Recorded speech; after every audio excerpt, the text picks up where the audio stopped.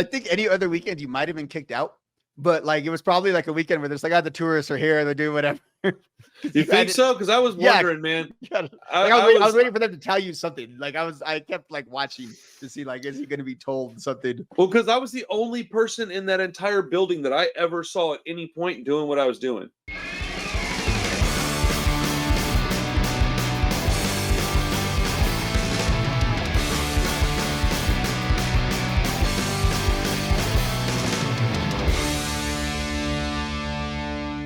What's up, everybody? How you doing? Welcome back to the Punk Rock Review Podcast. On this episode, Rob is going to tell us a bunch of stories. I'm going to talk probably because I can't shut my mouth, but we're going to talk about Las Vegas. He went to the When We Were Young festival. I went for about 4.5, 5 days to go to the Punk Rock Museum. Ended up going there almost every day on the trip. Boy, did we have fun. We got to hang out in person, which was amazing. Honestly, it went by too fast, man. I can't wait to go do it again one of these days. But yeah, welcome to the show. We're going to talk a little bit about pop punk, a little punk rock museum, and what it was like to hang out in person, man. Because I tell you, I'm glad that my wife was there. She always gets to hear about you, and it was nice for her to get to meet you in person. She's talked to you maybe once on the video. That is for a minute, maybe. Yeah. And so, like, it's really nice for her to get to meet you in person, and you know. I'm a sentimental type of dude, so like to me it was really cool to get to meet you in person and shake your hand, give you a hug, and then talk about things that we like sitting across the table eating dinner. It was amazing. Yeah, I think like had we been recording ourselves the entire time, we would have recorded like 7 different podcasts. We got into all kinds of different topics and subjects. And I think like if you think we have a decent chemistry on here, we have a really good chemistry in person. Yeah. We really clicked, which is good because sometimes when you only know someone digitally and then you meet them, you think like, wow, we're really different people. I was a little nervous because I know I'm ultra like there's a difference between us, man. Like we just have our own, like we're both into the same stuff, but we're very different people. And so I was a little worried that like I might be a little abrasive because I am loud and like in person, like you think I'm loud and talkative here, man. In person, dude, I was like super hyped, dude. Like I couldn't wait to hang out with you. Like the whole Thursday, that's all I was talking about. I was like, yo, I can't wait till Rob lands, bro. I can't wait to give him a call. And like my wife's like, just let him have some breathing room, man. Let him land. And I was like, yeah, I know. And so that's what that's ultimately what I did. Let you get to town and get settled in before I started bothering you. But like, yeah, man, it was amazing, dude. And we got to go have dinner at Tony Roma's, which is something I never thought I'd do either.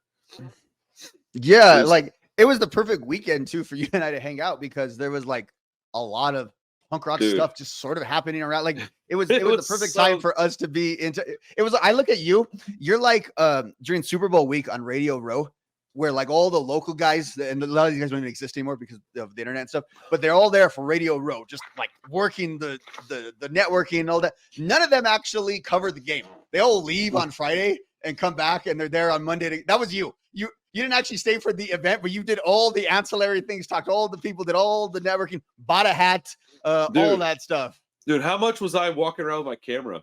Yeah, like I don't really need to go ever again because I can just watch your camera roll and I have every inch of that documented. Dude, there's 2 full-on like guided tours, and there's gonna be one that I'm doing that's just me walking around looking at stuff that I'm gonna put silent with punk bands that are like unreleased, unsigned bands that won't get me in any kind of trouble. Just punk music in the background. That's gonna take a little while because I'm gonna try to like make the music fit the stuff. But like, yeah, dude, like I got a lot of footage, and I've already put up 2 full podcast episodes, like special edition ones. One with us sitting down eating lunch together, and then one with Krista makes from Less Than Jake. And I still have at least 2 more, and that's just from a couple of days. We need to get a sponsorship deal from that video. We had a lot of product placement in that video. I'm just saying. Yes, dude. Like, there's a point on the Krista makes one where he literally looks right in my face and goes like, "Are you filming everything?" Like it's. He literally said it, and I was just like, I mean, what can I say, man? Like, I got one chance to do this, bro. I think any other weekend you might have been kicked out. but like it was probably like a weekend where there's like, the tourists are here and they're doing whatever. You think so? Because I was wondering, man. I was waiting for them to tell you something. Like I kept like watching to see like, is he going to be told something? Well, because I was the only person in that entire building that I ever saw at any point doing what I was doing. Yeah. Yeah, you look like you worked for them. Like you look a lot of people thought I did. Yeah, I got a lot of questions from people that I didn't know that I was like, I don't know. Go ask the guy that works here. But I made a lot of contacts with a lot of great people. I got a lot of stuff coming in the near future with people that I met in Vegas. And that Blue Intruder freaking walkthrough was amazing. How good was he? So that's his like job for life, I think now. Like honestly, that is his role within punk rock. He needs to be that's got to be the premium experience. It's gonna be eventually you're gonna fly into Vegas and they're gonna it's gonna come into your phone. Things to do on your state. It's gonna be Masked Intruder there on the side of a casino, and you got to go see Masked Intruders tour because that thing is so good. I think people are gonna look at that and go, "Oh, Masked Intruder, I don't really know them." Skip, and you're losing out, man, because I just happen to really like the band. So when I saw that, I was like, heck yeah, I'll take Blue Intruder. That'd be dope. And you were like, yeah, whatever's available. I got a certain time slot, so whatever's available, we'll do it. It worked out perfect. And then I get there, and look, dude, all respect to Krista Makes. All respect, dude. That guy was awesome. Super nice guy. Not close to the tour that we got with Blue Intruder. It was a different tour, man. And y'all will see. And again, no disrespect. I really do. Less Than Jake's one of my favorite bands of all time. And Chris was super cool. I got photos with the guy. And, he was very nice to me. He didn't have to let me walk around with them and do all that. And he did. And he even ended up going to a couple's wedding that was asking him to show up. And that was cool. He didn't have to do that either. So no disrespect to Krista Makes. But I do think, like you said, Blue Intruder is like that's like something he's good at. Well, and just for a time perspective, I believe he's about my age, I would say, just from the perspective he was bringing. He had all like the same. Yeah, he had about the same references, same time frame of when they came up, and so he's got basically like your channel and my channel's general frame of reference on punk. So he knew a little bit about. I would say I probably knew a little bit more on the early stuff than he did. He was talking to that a little more general. But once we hit like the 90s and the 2000s stuff, he wasn't like an expert, but he knew as much as anyone who like would do a podcast on punk rock or anything like that. And he deferred to a lot of things. He read things. He was asking questions of the crowd. It's very audience interactive. No, he was good at that, man. You and I were clearly the most vocal people in that crowd because we were talking, we were answering questions, we were having a good time. But it is that type of thing. You're not at a museum just viewing the things, which there's amazing things to do, valuable, like stuff that I can't believe they actually got there and let you interact with. But also, it is very interactive in a lot of ways, including with the you're learning things. Other side conversations go on where people are teaching each other stuff. It's very, very communal. I really like the entirety of the vibe. I literally did 2 tours and they were both awesome. I mean, that in itself should tell people like what the deal is, because if you could do 2 tours and they're both worth a crap, I mean, I feel like that's substantial. And yeah, man, I learned a lot looking at the exact same things twice. I learned a lot of different stuff because look, here's the real deal. If you have somebody like Krista Makes, and then you have somebody like Blue Intruder, those are very different people in very different bands. So you're going to get completely different tours. The best part is that the stuff at the place changes. It's not going to be the same every time you go. So if you wait and go, like, let's say you had the money to do so, and you could go twice a year, and that's like your jam, which this guy right here is probably going to start doing that. I already got the okay from the wife. As long as I can not, come out of our savings a lot, I can go whenever I want. So I'm going to go up there pretty regularly. I do intend on trying to get my foot in that door somehow, to somehow be associated with them some way, shape, or form. I just felt it. When I was in that building, I felt it. I felt like I belonged there. I felt like, and I'm not special. I felt comfortable, man. I felt welcomed. Everybody was super nice, and I'm really outgoing and talkative. So I was able to get a lot of stuff. I mean, I was sitting there talking to Fat Mike, dude, like just talking to him. He was giving me some weird side eye because he didn't know where I came from, but he was like, no, he was a nice enough dude, right? But yeah, man. How weird is it though? We're just hanging there looking at some, and you have to move to the side to let Greg Hetson go go to the kitchen. Bro, that was the craziest part of the entire weekend. I looked at him and you were like, you know who that is, right? I'm like, yes. I don't think anybody else knew who that was but us. We were either the most starstruck like little girls in the world, or no one else snapped who that was. Because like Hetson does look like an unassuming old man, but he's very distinct. That's very much Greg Hetson. And then he was there, dude. And then he kind of nudged you to side. And we're there like. He was like, excuse me, like real quietly, and I was like, oh, sorry. I looked over and I looked at you like, bro. And I was shocked. I thought he was going to be part of the tour, because I was like, why would he come and not? Because everyone's going to harass him. I thought, like, if you kind of make your way through us in the general public, but I guess you and I were the only ones that were just like, they were like that at him. Look, dude, I probably was around something like 150 patrons of that place over the course of the week, maybe a little more. I can tell you without a shadow of a doubt that I knew as much or more than every one of them, which blew my mind, because I don't consider myself an expert in the field. I consider myself a fan of this for my life, and I know a lot, but there's still a ton that I don't know, especially when it comes to like stuff from the 80s and before, because I wasn't an 80s guy. Yeah, you're not a big historian in that way necessarily. Don't want to be either, but I don't mind learning stuff. But it's not my goal to go learn everything, right? I'm more concerned with just like, did I like it or not? If I didn't like it, I don't care. And like, it was odd to me how many people were there. So there was a certain amount of people that were there as museum patrons, not punk rockers. That's what I'm trying to get at. There was a lot of people that had no idea about anything that they were hearing about. It was wild to me. Like first time learning all this stuff, especially on Thursday. Friday was a lot more of like our crowd. It was the When We Were Young crowd, I think, was getting into. And Thursday was a lot of people that were like there with their friend or something, or there with their significant other, and they weren't really getting what we were getting out of it. They were there to just kind of participate, and I think that's cool. Like, I'm not talking crap. It just surprised me. I was like, whoa, I didn't think that there would be so many people unassociated with like the culture and lifestyle that are here, checking out this stuff. I don't know. It was really strange. And like when we went to the jam room, nobody really seemed to be as awestruck as you and I were with the stuff that was in there. Like, I don't know, man. It's weird. Although we were probably only two there with podcasts and YouTube channels. So it's true. That'll tell you how outgoing with not only that, but like how much it really affects us, I guess. Because like, outgoing, I guess, is probably a big part of that. There's other interests in my life that I could go to, like a museum of, that I would enjoy. I would learn stuff, but it would be for that day. Like I took the picture, and I took that photo, or you took the photo of me next to that Tony Slide like thing.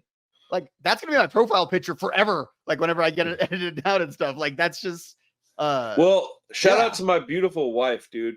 Look, man, my wife is like the champ of all this stuff, because without her, none of this would have happened. Let me just be very clear. She's the one that had all this figured out. She's the one that helped me do all the itinerary, got the plane tickets figured out. Like, I came up with the idea, and I gave her like a loose idea of what I thought we should do. Then I got her to okay it all, and then she literally wrote it all. I mean, you saw what she had. She had a notebook in it all. Everything was written out, and it had paper she could pull out and like replace in different, because that's what she does for a job. So she was like, "Oh no, I can get this figured out."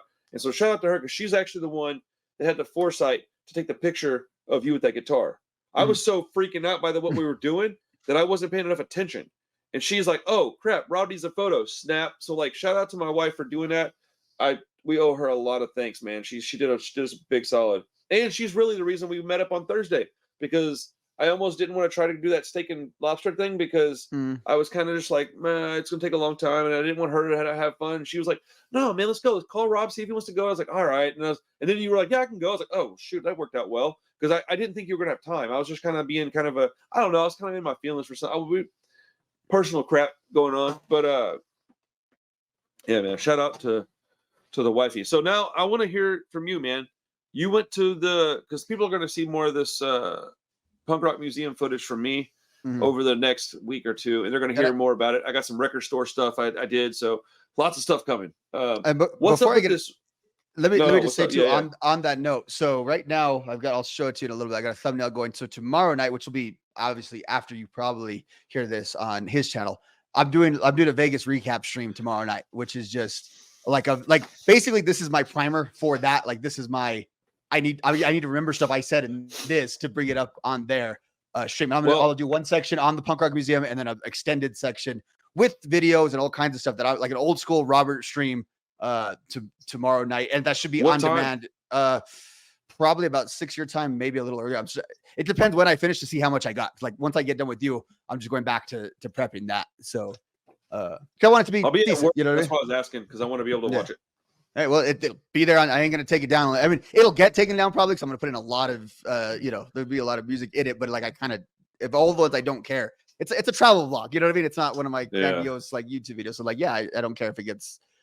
Like copyright claimed. Yeah, and I'll re-edit it, and it'll be. But there'll be plenty of stuff on the Punk Rock Museum, and then I kind of have a plan. I'll tell you off air, but like basically out of one piece of content, I'm gonna get like 4 other pieces of content out of the weekend. Yeah, that's awesome. Yeah, I went to 4 record stores and I got a little bit of footage from all 4, and I bought something at all 4. So I'm going to do like 4 little individual, probably 10-minute videos of that stuff too, to give people, because I want to support those stores. I want people to go to Vegas knowing what they can go shop for. It's not just about what did I get. It's about like, hey, check these stores out. So yeah, more content coming. Yeah, for sure. And I just got to say, man, it's literally 20 years ago that I went on Warped Tour 03 that I talk about all the time. We did whole episodes about. Well, if there's any show that had the most crossover of bands ever on it from that show, it would probably be the show that I went to on Saturday, the When We Were Young show, because there was like several bands where it's like, okay, really the first band or the second band I was watching, I was like, I literally saw this band on the Warped Tour in 2003. I have photos of seeing this band, and I've seen them again 20 years later. It was the Ataris, but like I have the photos of the Ataris from their Warped Tour set, and there I was. They were the second band of the day playing. It was like, that's 20 years later, I have photos of MXPX and all these bands I did see on that same Warped Tour that I saw there. So, look, nothing will ever beat those early Warped Tour experiences. But like, as far as like a weekend where I needed a reset on my perspective on things, that was the perfect place. Between the museum kicked it out. I actually did not have fun after we got done with the museum that day, to be honest with you. Like I was still having a good time, but I wasn't into anything I was doing. I was very joyless. I had so much fun at the museum, and I was so hyped for what's going to happen the next day. It was just kind of that. Like I just wanted to think about the museum and think about what we were doing. Like it was that. I didn't realize it was fun I was having when I was kind of miserable. If that makes any sense. That's how fun. That's how Wednesday was for me. I knew Friday was coming, and Thursday was going to be kind of fun. Yeah. And so Wednesday night I was kind of like, cool. Yeah, we were all tired from the Grand Canyon and such. So because we did a full week out there, man, I'm still feeling it. Man, when we left you at your hotel and we were going to go catch the thing to go home, part of me was just so happy to be going home because I was so tired and I missed my kids and all this stuff. Dude, it was a bittersweet moment, man. I was like, damn, man. Like, when am I going to get to go hang out with Rob again in person? Like, it might be a long time. I do look at some stuff. I'm looking at some Albuquerque stuff, like maybe coming out for a show or something if we can coordinate. But like, there's no telling. That could not happen very easily. So I was like, and that's my takeaway for this week. Like, I don't know when any of this is going to happen again.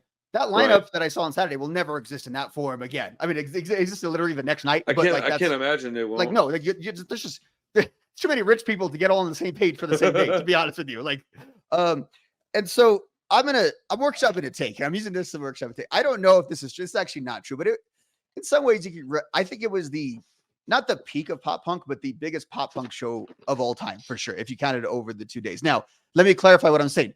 Did the Offspring play to more people at Woodstock 99? Yes. Has Green Day played to more people at other shows? Yes. Can you argue Green Day played to more people at the Reading Festival in 2005, which was and they claimed at the time as the biggest punk rock show of all time? Yes. I'm not saying it's the biggest crowd ever, which I don't think it is. But as far as one singular event that was devoted to that specific genre of music, I gotta think it's the biggest event that's ever happened. And it's because like this is the irony of this whole festival and pop punk in general. Pop punk's really weird because it's super mainstream, and yet no one really knows what it is. Even though it's weird because you go and so for context, like I went to this show 2 weeks prior to that. I went to see No Found Glory and the Get Up Kids. I've been to a ton of Warped tours. I've been to a lot of like pop punk shows, and you're crazy. It's crazy how much people are there who are just like normies, and not that it's like hardcore music, so you wouldn't be, but it's like, how come I never have a conversation about Newfound Glory like at work with these people either? So it's just one of those things that's bigger than you think, but also not very big. So it doesn't really headline festivals. It doesn't have, it's even, I think our kind of punk that we talk about has more of an infrastructure of things to do. Like there's more of those cruises and stuff like that. Like pop punk is a little newer to all that stuff. That's the whole thing about pop punk, is it's still pop. It's still super clean and sterile. It's still, approachable. The guys have some tattoos, but they don't have big mohawks and crust pants on. That stuff will never get that famous, nor should it. It doesn't need to be. But the thing about it is, it's like, it spent about 20 years until actually about the last 2 years. It's basically the new metal cycle of just getting crapped on, though. And that's my thing about it. Like, it also held no respect. Pop punk, and I think you said that, like, Krista Makes kind of mentioned this on his tour. You get no respect if you're the top pop punk band, because the real punks hate you because you've sold out and done all this. But like, the Swifties aren't necessarily buying your records, and maybe they'll listen to your songs and maybe they'll go to your show, but they're not like, you're not having that diehard sort of infrastructure there. So to see how big some of these bands were, and it takes them all being together too. Like, that's part of it. It's more of not to say Green Day, Offspring, and Blink, they could sell out these places also. But what makes it this massive event is the Less Than Jakes, the MXPA, all of that sort of being a part of this big collage of pop punk. That's just it's smaller than I think mainstream society gives it credit for, but bigger than I think, or the other way around. Bigger than it's given credit for, but still something that can be a little bit of our little secret, as big as something like as much as it can be. Well, it didn't get a lot of respect because people are sheep. We talked about that over the weekend. We listened to a Blink song cranked up. Like, how can you not like this? We were saying it because someone told someone not to. Yeah, it's exactly. And that was the first thing I want to talk about before I talk about the show. So there was a little bit of a divide at the show, but not at the show. Yeah. First of all, I was in my Punk and Drublick shirt. So I was doing it intentionally and unintentionally. First of all, it's like, that's just part of, I wore that shirt like 15 times on this show. It's one of my favorite shirts. So it's one of my favorite albums. So I wear it all the time. But specifically, I tend to just like to wear it out to like events and stuff. And if it's not, the NoFX crowd, they don't like this, it's not real punk. I specifically wear it not to fight with people, just be like, yeah, NoFX is cool, and I like this too. And it's sort of my way of communicating that. So we were in line. There's this really annoying like couple behind me, and they're just like they're so annoyed with everything. It's just like, God, get real, guys. And then if you're not having fun, go home. Yeah, this couple walks by, and I don't know, they could have been the hardest core punk rockers, they could be the biggest posers ever, but like, GBH shirt, cut off sleeves, mohawk, Liberty spikes, all that stuff. Look like they hadn't showered in a couple of days, really looking my the people. part. Yeah, and the people behind me were saying like, yeah, what are they thinking they're here they're gonna come show us what real punks are, this and that. I'm like, dude, get a fucking grip. They're probably here because they watched one of these bands back in the day too, or that band got them into punk, or maybe they just like the freaking music. How about that? Dude, you don't just jump straight into GBH. I'm sorry, man. It takes like some Newfound Glory to get to some of this, some of that. Then you get to Rancid, which gets you a little bit of this to that. Mm-hmm. And we're the only genre that really does it on that level. Like even if you're a hardcore metal guy, I know they have their own elitism, but if you go see like an entry-level rock band, I think metal fans can kind of understand why there's an interest in that, where it's like, really, you can't understand why like everybody listened to Blink and Green Day and then got into deeper punk. Like, why is that not as understandable in punk rock? Like, I think it isn't that, it's the opposite of that. It's normies being stupid ass normies, dude. Like, let's just be real. Let's be honest about it. Those people, for the most part, are nauseating. They're hard to deal with. I mean, just the amount of looks that I get in my daily life now that I moved out to like the suburbs of the suburbs. I'm out in the country now. Bro, this jacket is pretty tame, in my opinion. It's got a patch on the back. I don't know if you can see it. It's got about 5 on the front. There's no spikes in it. Doesn't smell bad. It's clean. I just go get donuts and people are just like, so that's what it was. It was some normies being offended by something that they had no reason to be offended by. That's the generation. I mean, the culture we live in now is that you see something that you're not knowledgeable of, and instead of inquiring about it, you get defensive. And it happens a lot, and it's happening more and more and more. Dude, I'm so glad I wasn't there with you, because I would have popped off and said something to him. Yeah, I mean, and it was just the most annoying. So I was like, okay, is that the kind of vibe we're in for? Now, walk in. I'm about one of 800 billion people that was there to NoFX or Rancid or, name your, was there a lot of Rancid gear out there? Yeah, there's quite a bit of it. Had Yeah. a lot of conversations because they're, again, people like me that are just in general into punk rock, and I really say, like, I am a true pop punk fan. And I mean that in the most literal sense, because I consider pretty much everything I listen to as pop punk, but little t pop punk, in the way that, like, Bad Religion and NoFX and those, they are popular punk in that way. But there's also, like, I think what, like, Blink and these guys do is capital T pop punk. It's the genre of pop punk. So there's a lot of that being mixed together, which this festival was mostly capital T pop punk, honestly. It's more that style, that end of it, but it wasn't purely that. One of the things that I think differentiates specifically you and I, is there crossover with this?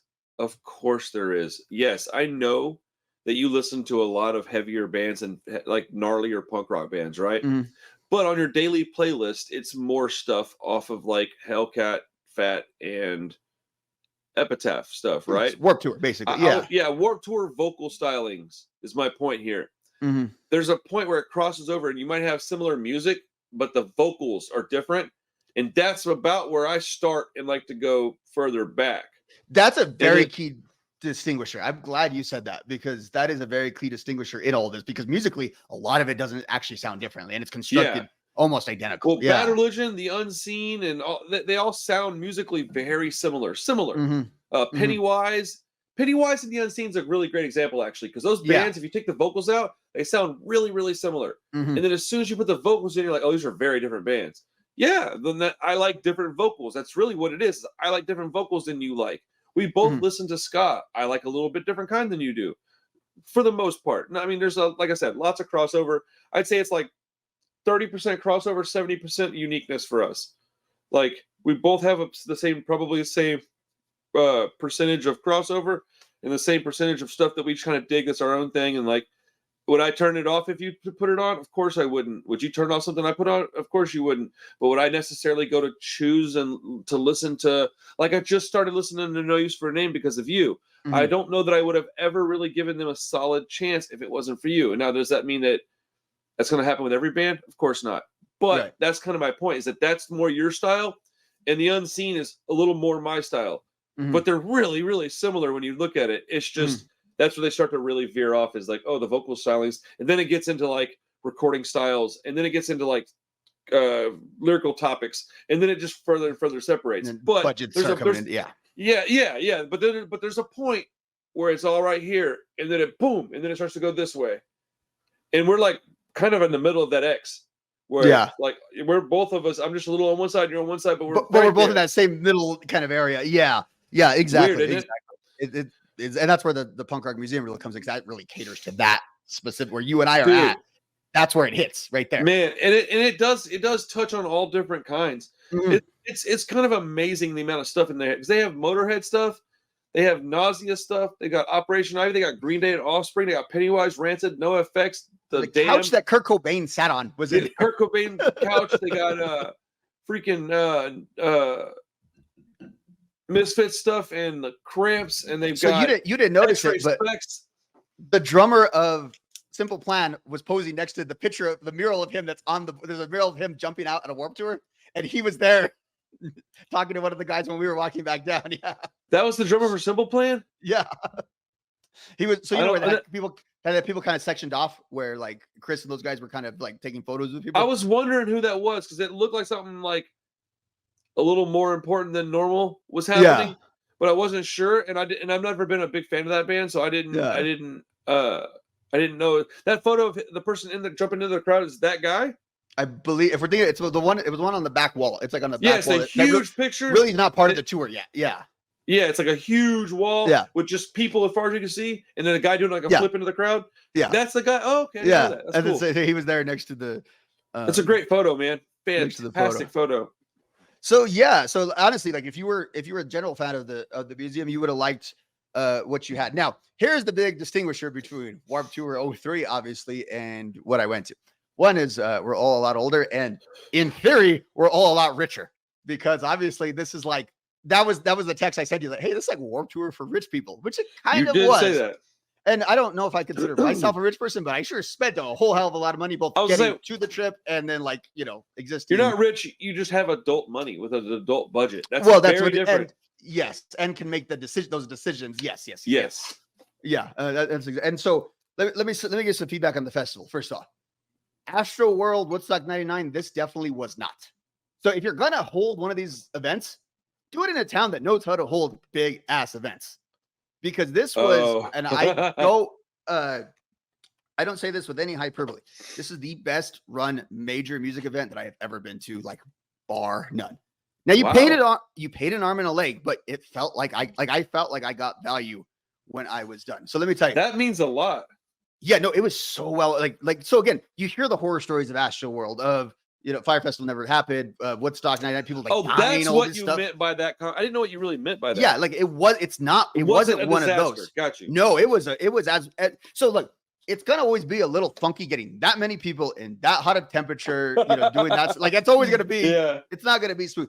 That was as smooth. So first of all, I gotta tell you, getting in, lines were huge to get in. However, they moved extremely efficiently because your ticketing actually mattered. I had like a mid-tier ticket. There was like the general ticket, the mid-tier, and the VIP. Mine actually ended up really well because similar to what happened when I went to Puck and Dribble a couple years ago. The VIP almost gets oversold, and then so you get more crowded in like a VIP section than a non, and it's just kind of the way of it. But anyway, they were checking your tickets and stuff well before doors opened, and they were getting all set up that way. Once the doors are open, you just kind of could go right, like you were already kind of set. You know what I mean? There wasn't that whole, security doesn't start till doors open, and then you miss the first like part of the show. And you got in before quote doors started in the different tiers, so you were in there a few minutes early, which was cool. It was extremely efficient. I don't think like you couldn't sneak like a gun in there, obviously, but if you were sneaking like your granola bar or something in there, the security knew what. Again, they kind of knew what they were doing. They just sort of knew what they were doing. They're well experienced.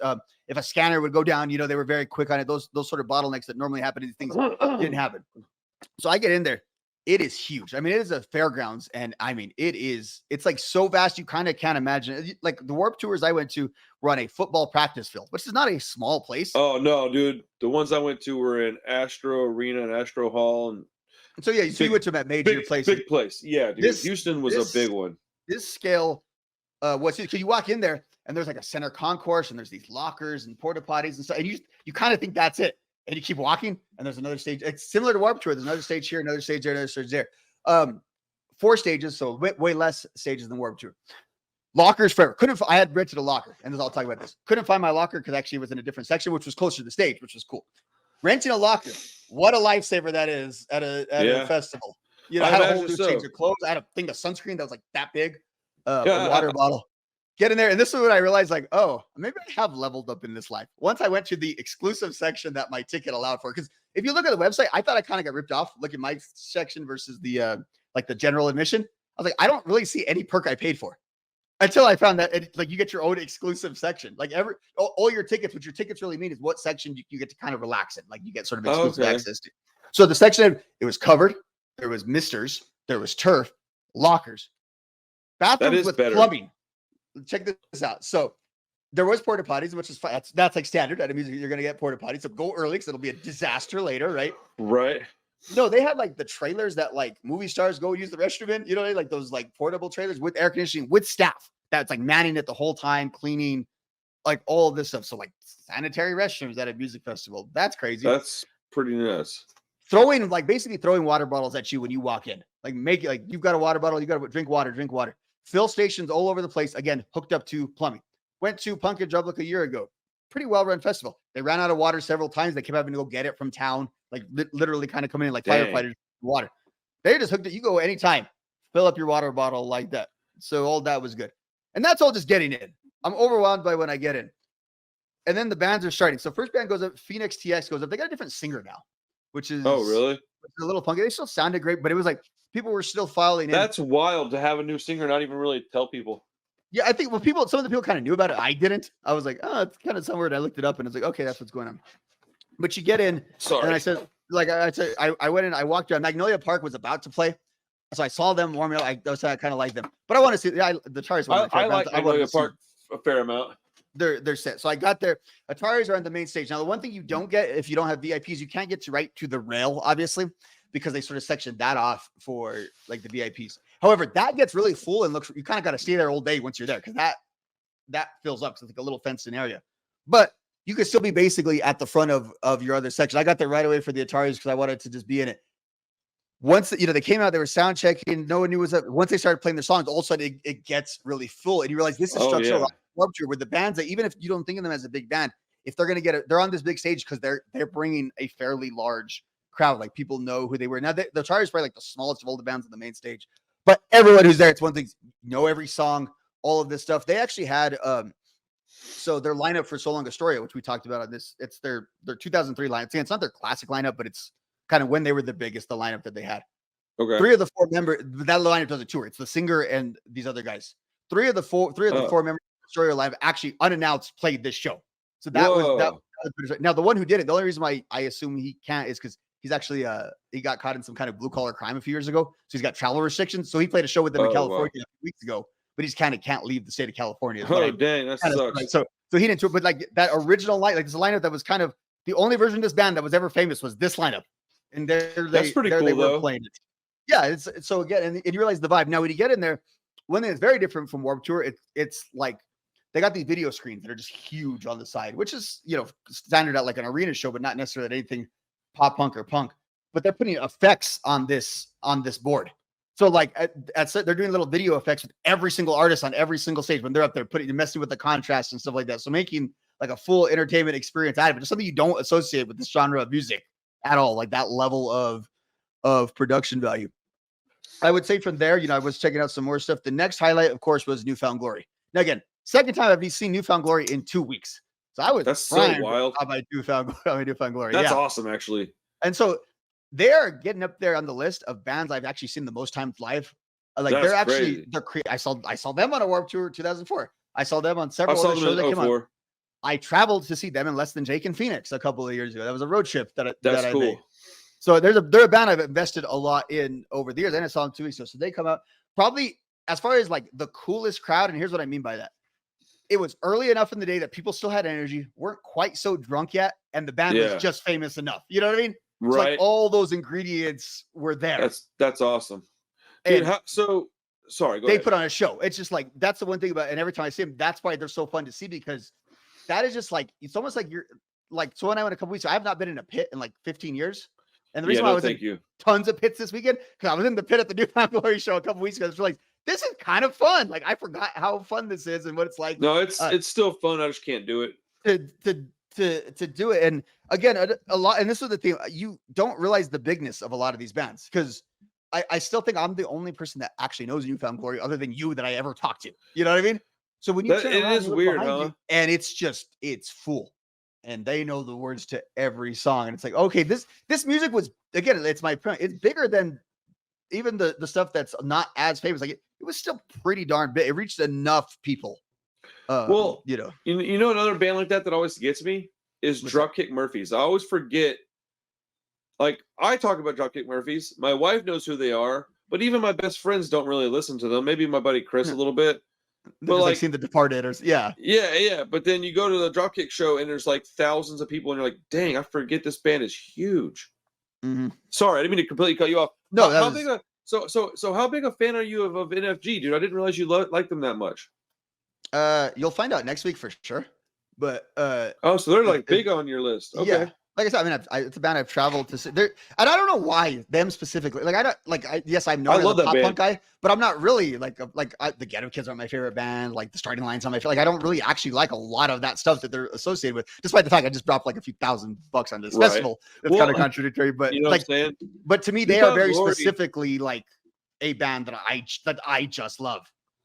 That's cool. They're one of those bands that I didn't like for a long time. They were the one out of all the big ones. It was like Blink, Sum 41, and Newfound Glory were like the big three that at least in my opinion.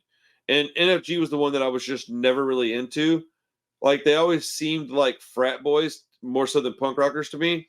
Mhm. And come to find out that they kind of were. They were like, they came more from the hardcore scene than they did the punk scene. And the hardcore scene is much more, it's still not normie, but like normie It's dudes will society listen. though. Like, yeah. Normie dudes will listen to Hatebreed before they'll listen to Rancid.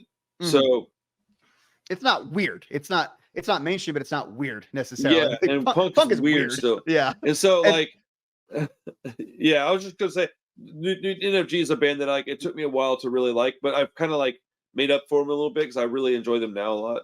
Yeah, and I think because of that sort of hardcore route they have, they're kind of the inverse of a lot of these bands where I think they're very, very core of them is sort of like a little bit heavier of a punk band, and they sort of go the other way, where a lot of these bands I think are lighter bands that caught on to punk and put a harder edge to their music. They're kind of on the opposite end. They actually lighten up, and I mean, they're literally the founders of easycore. Like that is, I was good. And most of their music isn't easycore, but that is kind of the concept of easycore. It's kind of the opposite of these other pop genres. punk with breakdowns. I was literally waiting for you to stop so I could say they coined the term easycore, because easycore is a subgenre that I do really love. Like as soon as I heard like what's that one that's got the, oh my goodness, I have a hard time remembering the band names, dude.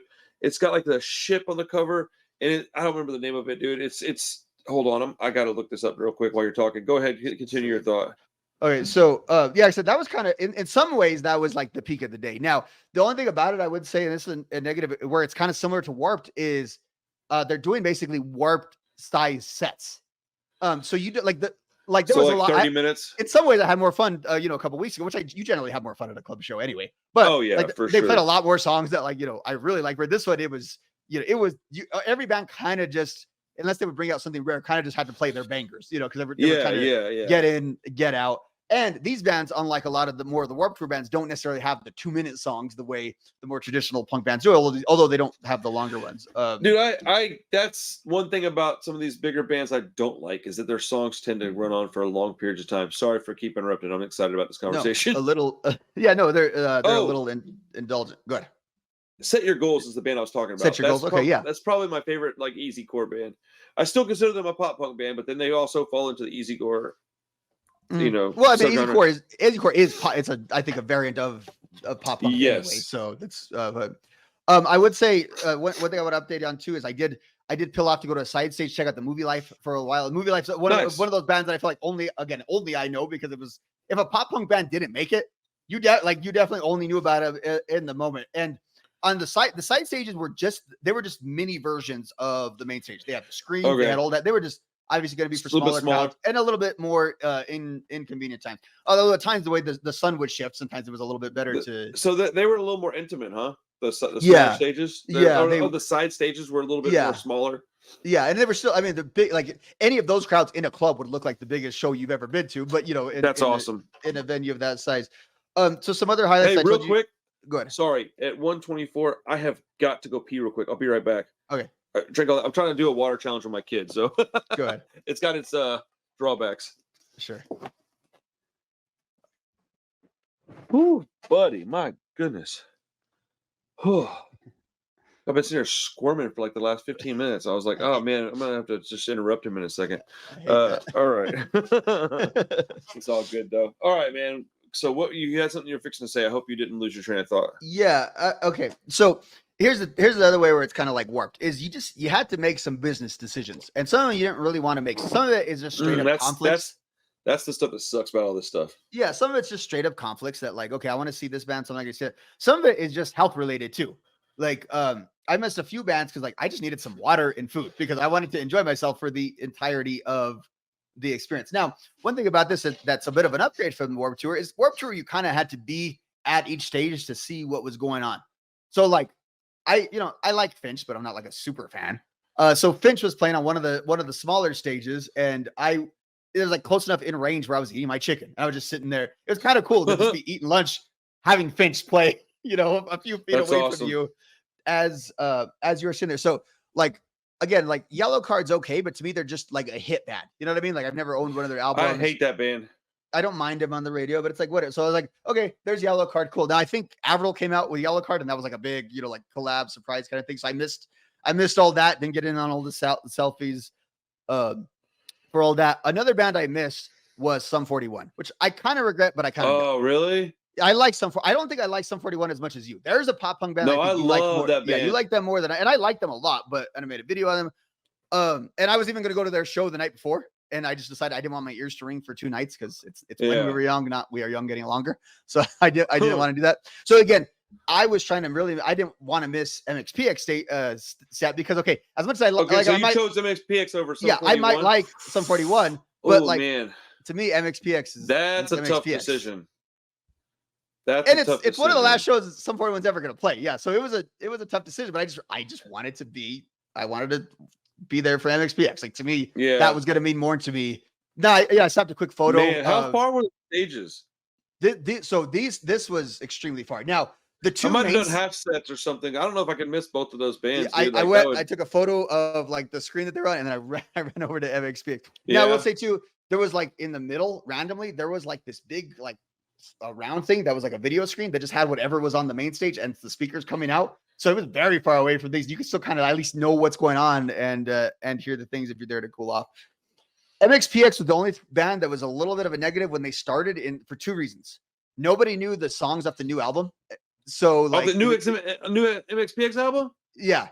Everyone was just such a great album. Everyone was just kind of there when they were playing them. And for whatever reason, initially their mix was just a little off. Like then it felt like you were at a punk show because the mix was off. The vibe was a little bit weird. It's like, okay, now we're doing this right. They went into like I don't forget what it was, but their third song was just a little more well-known song. I don't know if the mix got better or people started singing along. So it kind of adds that little bit of ambiance to it. But once they started hitting their stride, I mean, it was full on. They played some stuff from the new album and mostly just big songs, Responsibility, Story of My Life. The ones they did the Chick Magnet breakdown. Was kind of cool. That's the one song that's kind of worn off on me. I don't really care for Chick Magnet too much. I gotta say though, the crowd was funny because this is how much things have changed though. So I really had fun at that set. That was the oldest crowd, I think, by far, as other than the huge bands, because everyone is there. It's kind of hard to say, but of like specific demographics, MXPX, I think, was amongst the older crowd that was there, which is funny because that's the only time in context any sort of somewhat punk rock setting that MXPX has ever been the elder statesman or considered an elder statesman ever. They were always such a junior band, such like the middle school friendly band. And it's funny that they were like the old veterans at this show. And so that is pretty wild. It's a funny observation. I should have said I didn't mention it.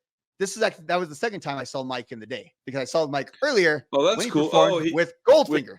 Goldfinger, which was a very special set for a couple of reasons. One, they sounded great. I love Goldfinger. They played there. That's another band too. They were on a side stage, and I get they're not big enough to be a main stage band, but that crowd was huge because they are a very well known band, despite like the size. That kind of surprises me that they weren't on the main stage. And we'll talk about the main stage stuff too here in a little bit, but what they did that everyone's talking about is they brought in Tony Hawk to sing Superman. So talk about everyone going crazy because the connection with the video game and all that. And again, another band that everyone knew their songs. Now, if you fast forward to later in the night, you have the heavy hitters. So like you had like the band that Jared Leto fronts, like I can't even think of their name. 30 Seconds to Mars. Yeah. And so they had a huge, it's like, they were there too? Yeah. But it's like you're watching like a Power Ranger play music. It's kind of funky. I don't see how that band fits the bill. They were huge. So, but this is my point. So my experience there was basically Warped 03, 20 years later. I basically saw all the bands I would have saw 20 years prior. If you're a total young guy or turned to into totally different stuff, you could have had your whole different experience. Yeah. With that said, though, the thing about the main stages, they were close enough and the screens were enough that you didn't really switch between the two main stages. Whichever one you were at, once it filled up, you did this for if it was on that stage, and you did this if it was on that stage. That's good planning. Yeah. So which led to me missing a few, at least Less Than Jake and a few other bands because you just couldn't move at one point. Damn. So the things that people were critical of, Less Than Jake, they're in that MXPX zone, so it's fine. They were on the other stage. People were mad that Bowling for Soup and Simple Plan weren't on the main stage. Those feel like bands that should have been main stage bands in that setting. Absolutely. Yeah. Oh yeah. I think absolutely. You talk about the big, if the Ataris were a main stage band, how the hell was Bowling for Soup not? Okay, on the flip side of that coin, if Goldfinger's not, then how are Bowling for Soup? Yeah, okay. But I mean, Bowling for Soup has a bigger song. I'm just saying, like any of those bands. But yeah, I don't like Simple Plan, but I am a little surprised they weren't on the main stage. So people, and it was funny because when these headliners that I'm going to talk about now were going on. A lot of like the emo rap stuff was happening on the side stage, which makes sense because in theory that would be kind of a different, like that'd be the younger crowd that was there to see that. Yeah. So it was weird to have Simple Plan and Bowling for Soup mixed in with that. That is kind of strange. So now real quickly, and I'll just go through this really quickly. The heavy hitters. Yeah, it's fine. Rise Against, freaking amazing. They're Rise Against can play. That was like, God. So that's the thing.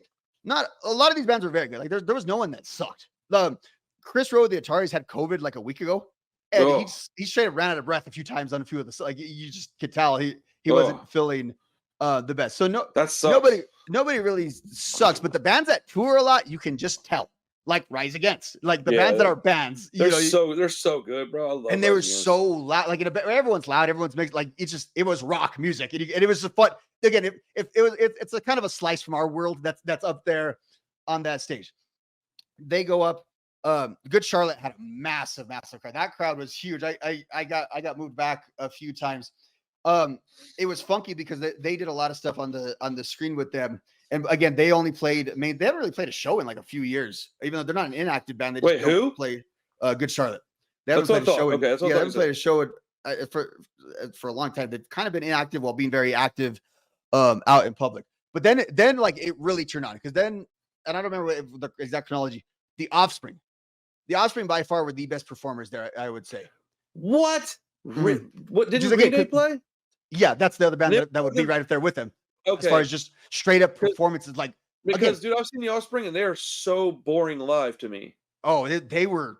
I mean, this was the spot. I mean, I have a whole video saying that the Offspring get no respect, and I saw nothing but absolute adulation and respect for the Offspring. No, they're a huge band for miles. That's interesting. Amazing. I would love to see. I'll have to go on later and look at some of the footage because there's footage from that whole weekend all over the internet. But I've seen a lot of other live footage. I didn't like them live either, which was kind of funky too. So it might have been all the intoxicants. I don't know. Either way, great time. But again, it's when they played "Come Out and Play" and all those Epitaph songs. The thing is like it was cool. It's like those are Epitaph songs like on this big stage. That is true. I just think that it's one of those things where like they've got really great songs, but their stage presence is kind of meh. Like they don't move around much. Like I don't know, man. Maybe it's because I used to really love them, and then I've got this like kind of strong distaste for them since that Pete Parada thing happened. Like they were on my video. What I said about them is like they were kind of not. They never really fit in cool with like the NoFX and those kind of guys, even though they were always friendly with them. But they also weren't like handsome and stuff to fit in with like the Good Charlottes and the Blinks and stuff. So they were just kind of in their own. They were always kind of in their own world. Well, and they also made goofy ass songs, bro. Like, sorry, dude, but like that's what. That was my point too. A little bit. They were not as funny. It like to me, Mike, even though they could be Mike is actually funny. Blink is actually funny. The Offspring were never actually that funny. The humor kind of leaves to me. It's because their songs they're good at making like humorous songs, but they're not funny people. Those are very different things. Yes. And like making those funny songs, while a couple of them are okay, they're pretty corny and cringy, dude. Like I can still handle Pretty Fly for a White Guy occasionally. But even that song, like I don't like that song. Whereas the banter on NoFX or like What's My Age Again or something like that from Blink, in my opinion, is timeless and it'll always be good. I hate Good Charlotte, so I wasn't gonna. Bro, that band is so bad. I tried listening to them a couple of months ago because I knew this best was. Do what? Yeah, you told me. Did I tell you, bro? I couldn't even get through a record, man. It's so awful. I don't know, man. I don't get it. I don't know how anybody calls them pop punk. I don't know how I don't get it, man. Like they had a couple of songs that are kind of catchy, but like they don't have deep cuts. That's what it is. They don't have deep cuts. They've got singles, and half of those I don't even care for. I wouldn't call many of them like outright bad. It's just not really for me. But after their singles, they don't have any deep cuts, and every other band on these lists do.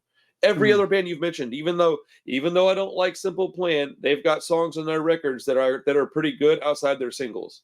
Yeah, I think for them it's actually reversed. I think some of their deep cuts are better than their album cuts. So when I almost said that, but I wasn't quite sure if that was accurate because I don't know them well enough. No, it is because they're very well produced too, like in that way, and have a legit skate punk background as well. So from there, like the Offspring ended, and it was like that felt like the end of the show. It's like, no, we got to watch Blink and Green Day still. It was like, That's holy insane. Yeah, that is crazy. Yeah, so Blink obviously, so Blink had this reputation of being bad live, and Tom specifically had the reputation of being bad live. Since he's come back, I don't know what kind of auto tune they're using. I don't know what's going on. They sound fine. Like, I think he just wants to do it more. There's a level between like them and with the Offspring and Rise Against and Green Day, which again, there's just like those bands are just better. They're just tighter. Like, I'm not saying their songwriting's better, but like in that setting, like no, in that a way, lot of their songwriting is better. They're Blink's good, dude, but they're not like amazing musicians. Let's not get it twisted. Travis is. But Travis did the full Tommy Lee thing where he comes up on the riser. Did he really? To the side. Yeah. So that's cool because it's similar. I felt this with Rise Against. It's like you're seeing punk arena rock, which is really a concept that doesn't exist that much. Because those bands kind of sneak on. Nor should it. Let's be honest. No, yeah, it's kind of an oxymoron. The whole point of punk is that it doesn't like arena rock. Well, yeah, punk rock is a subculture, and like that's where you have like the argument between punk rockers and like pop punk fans, because punk rockers, like even that guy that's on my channel all the time talking crap, dude, that guy hates pop punk. Yeah. Like, okay, do I get it? Yeah, I kind of get it, but like I just don't like the way he brings it to the table. But I understand his gripe with it, really, kind of, right? I as much as I don't really get it, I also do, because it is a little bit much, man. I don't really want all those kind of people in my area with me, and I'll just take some screamy bands. Like I still buy stuff like this. Have you ever heard of either of these bands? Loose Lid sounds familiar, but I can't say I've heard of them. Exactly. Like even if you had, I would have been a little surprised. Like I still prefer this stuff over like the Blink and dude, it's and I don't know if it's a stubborn thing or what. I think I just kind of like underground music a lot. I like I like having my little group of stuff and dipping my toe in the big giant community pool, but every now and then I just stay at home in my little above ground pool. So but yeah, man, that is pretty dope though, man. Travis is awesome. Yeah, and it was just again like the whole thing was they were pretty efficient with their set. They played like a full set. So I don't know if it was a full like 2 hours, but like as the bands got bigger, they were given a little more set time. Oh yeah, they had to have been. That's what you're paying for. It wasn't like Warped Tour where even the headliner only got 20 minutes, like how that would happen at Warped Tour. No, so yeah, like you could have just come just for that bottom section. It would have kind of been worth because of those headliners. Well, yeah, I think so. And then so the only thing they closed it. It was a cool way to close it, but like so they did Damn It to kind of close, which is the only thing at that point they had played. Well, the only thing they played prior to Enema, which is a band with that many hits. You kind of understand it. You know what I mean? I guess. But I mean, talk about you thinking Damn It. Damn It's from more of their like punk rock time sort of. People knew every word to it. You know what I mean? Like it didn't matter. But they encored with One More Time, which just left things a little awkward, just because it's like, but it's like it's like like when Motley Crue would end with Home Sweet Home, like but we just talked about all this stuff all night, and then we ended it kind of here. It's a little odd, but then it was main event time. It's like, okay, we're done with that. Let's catch your breath so we can watch freaking Green Day, which that's so ridiculous. And so is Green Day. Did they play their new song? Yes. Yeah, they did. Okay, well, spoiler alert to my video is coming out later after this is already up. That song's awesome. So they took over Vegas this weekend. You weren't really on the strip and stuff. I should have brought it here. I have all kinds of Green Day paraphernalia because there was like that street teamers all the way passing out. Oh, stuff. Damn, you get the extra stuff? Not extras. No. Actually, no, I have a QR code thing that I'll send you. That's kind of cool that I got passed out to at on the street. Whatever. It's a little thing. Yeah, no, I will send that to you. But so they like took over, and I was talking to people at the casinos. They're like, yeah, all these Green Day people are like, it was like, oh, like this is. If I had known that, I would have went to the strip. Green Day is kind of on another level of even as big as all these other bands. Like, okay, Green Day, dude, Green Day is probably the bigger one. So, but it's fun. When I've done this analysis on my channel, like Green Day is statistically the biggest punk band of all time. Like it's not even debatable. Like I've done comparisons like their sales and stuff to Blink. And all like they dwarf those bands by a pretty wide margin. If you asked me and said, "Hey, you got 10 seconds to answer this question. Who's the biggest punk band of all time?" I don't know that I would even take 5 seconds to answer that. I would have been like, Green Day. Like it's Green Day. It's so like, Green Day. Because they're the only band that's that size that's even actually punk. I argue with people about this all the time, dude. Blink-182 is a pop punk band. Green Day is a punk rock band. Yeah, I have that on my channel. I've said that on my channel. Green Day is a punk band that has pop sensibilities. Exactly. Blink, they might be like, I think Blink's more like a skate punk band that's really, really poppy. Whereas I think like Good Charlotte's a pop band that has punk leaning. So I think there's that whole spectrum there, and Green Day is there. With that said, that whole thing of arena punk rock, they are literally the experts at it, because it was like, so they just like played they played like Queen songs for like 10 minutes before they went out, and everybody is and it's funny, like Queen and Green Day kind of go together in a lot. They're very anthemic, very similar. A lot of similarities. Like there's a lot of similarities there, actually. It was, and their set was just huge. I can't even remember what they opened with. It might have been American Idiot, but something like that. They played a lot of American Idiot to start, which is 10 years of American Idiot. Played a ton of American, including Jesus Suburbia, which is probably my personal favorite Green Day song, which is a really long song to play live. Yeah, and I was going to say it's a long song. It's a lot of endurance with that song. They did do Knowledge, that version of Knowledge that they do every night. That's like their like big band. Like, it doesn't really sound like Knowledge, but it's, it's Knowledge. I'm there singing, "Oh, I know was that don't know nothing." You're probably one of the small percentage of people that knew that song. Yeah, because a lot of people probably knew that song too, but like the version they do with the horns and stuff is just very unfamiliar. Dude, Operation Ivy isn't as big as you think they are. Not you necessarily specifically, but like the collective view.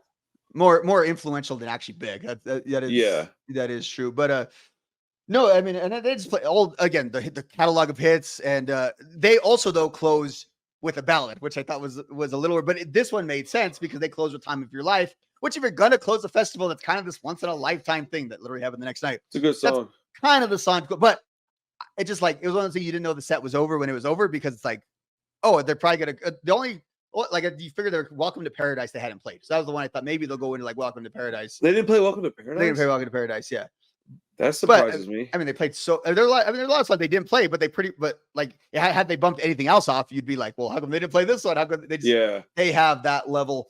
The demographics too, and on that show, obviously that was the headliner. Like, so from the like younger kids, like teenagers that would have been like me at the Warped Tour there, to like old men, nice. and that's older awesome. women. And again, they were the way. So Billy Joe's command of a crowd is just, he's very charismatic, dude. He's one of the best front men, I think, in music, just period.